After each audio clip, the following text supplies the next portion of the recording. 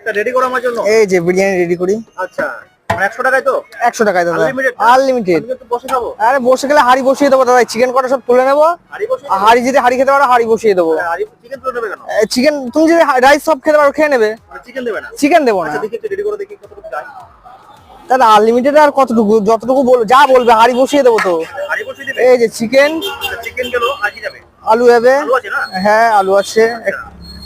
আচ্ছা আলু কি আনলিমিটেড? আলু আনলিমিটেড।